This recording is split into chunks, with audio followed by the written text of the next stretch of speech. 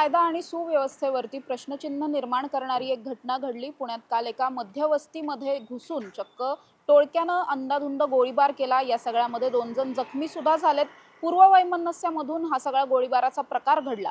मात्र अनेकदा ज्या पोलिसांवरती प्रश्नचिन्ह निर्माण केली जातात, पोलीस कुठेही वेळेवर पोहोचत नाहीत असं म्हणून टीका केली जाते। या प्रकरणामध्ये मात्र पोलीस वेळेवरती पोहोचले आणि न बोलवता पोहोचले। त्यामुळे या प्रकरणामधल्या एका आरोपीला घटनास्थळावरूनच लगेचच ताब्यात घेण्यात आलेलं होतं आणि त्यामुळे संपूर्ण पुढचा जो काही गुन्हा आहे तो लवकर उघडकीस आलेला आहे। गुन्हा उघडकीस होण्यास मदत झाली आहे। ही घटना ज्या ठिकाणी घडली त्याच ठिकाणी मी आता उभी आहे। तुम्ही जर माझ्या मागे पाहिलं तर या ठिकाणी वारजे कर्वेनगर भागामध्ये असलेल्या यशोदीप चौकामध्ये असलेलं हे हेअर ॲडिक्ट नावाचं युनिसेक्स सलून आहे आणि याच ठिकाणी हा संपूर्ण प्रकार घडला। या ठिकाणी निहाल शिंदे नावाचा एक तरुण आहे जो केस कापण्यासाठी आलेला होता आणि याच निहाल शिंदेला टार्गेट करण्यासाठी या ठिकाणी 5 ते 6 टोळके दाखल झाले। या टोळक्यानं अंधाधुंद गोळीबार करायला सुरुवात केली। या सगळ्यामध्ये निहाल शिंदे याच्या कानाला चाटून एक गोळी गेली, त्यामुळे तो जखमी आहे। तर त्याच्या बाजूला आणखी एक इसम बसलेले होते ज्यांचं नाव अमोल आढाव असं आहे। त्यांच्या सुद्धा पायावरती गोळी लागली, त्यामुळे ते सुद्धा या प्रकरणामध्ये जखमी आहेत। जेव्हा हा सगळा प्रकार घडला त्यावेळेस याच ठिकाणी वारजे पोलिसांच्या पथकामधील 2 पोलीस कर्मचारी जे आहेत ते गस्त घालत होते आणि या सगळ्या घटनेचा आवाज त्यांच्यापर्यंत गेला। आरडाओरडा सुरू होता, गोळीबाराचा आवाज झालेला होता, त्यामुळे ते या जवळपासच्याच भागामध्ये गस्त घालत होते। त्यांनी ताबडतोब घटनास्थळी धाव घेतली।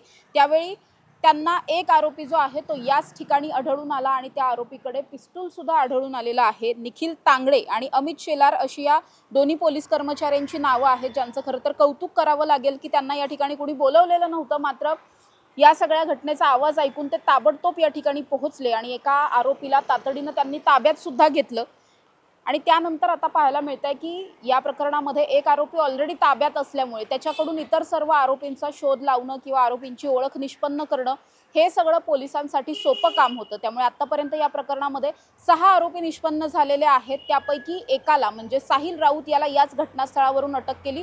त्याच्याकडून लगेचच एक पोलिसांनी एक पिस्टल जे आहे ते सुद्धा त्याच्याकडून रिकवर झालेलं आहे। तर दुसरा प्रीतम ठोंबरे नावाचा एक आरोपी आहे जो याच जवळपासच्या परिसरामध्ये होता, त्याला सुद्धा मध्यरात्री पोलिसांनी अटक केली। तर उर्वरित 4 आरोपी अजूनही फरार आहेत।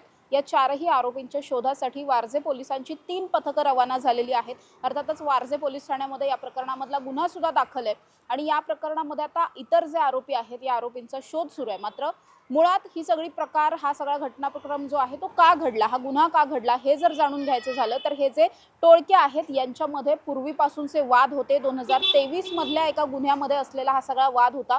निहाल शिंदे याला ज्या वेळेस या ठिकाणी गोळीबार त्याच्यावरती करण्यात आला त्यावेळी हे आरोपी जे आहेत ते असं म्हणत होते की तू भूमिपुत्राला मारलंस ना, मग आता तुला सुद्धा भावपूर्ण श्रद्धांजली वाहायलाच लागेल असं म्हणत होते। याचाच अर्थ काय की पूर्वीचे काहीतरी वाद आहेत, सराईत गुन्हेगार आहेत, यांची आधीपासूनचे गुन्हेगारीचे रेकॉर्ड आहेत, त्यामुळे त्यांनी हा सगळा गोळीबाराचा प्रयत्न केलेला होता आणि पूर्ववैमनस्यातून ही सगळी घटना जी आहे ती घडलेली आहे। आता मात्र जे या प्रकरणामधले जखमी आहेत या जखमींवरती उपचार सुरू आहेत। तर दुसरीकडे पोलिसांकडून उर्वरित 4 आरोपींचा शोध सुद्धा घेतला जातोय आणि जे 2 पोलीस कर्मचारी गस्त घालत होते आणि ते ताबडतोब या ठिकाणी पोहोचले त्यांचं सुद्धा पोलीस खात्यातून कौतुक होत असलेलं पाहायला मिळतंय। कॅमेरा पर्सन शिवाजी साळुंखेंसह समृद्धी जाधव, टॉप न्यूज मराठी, पुणे।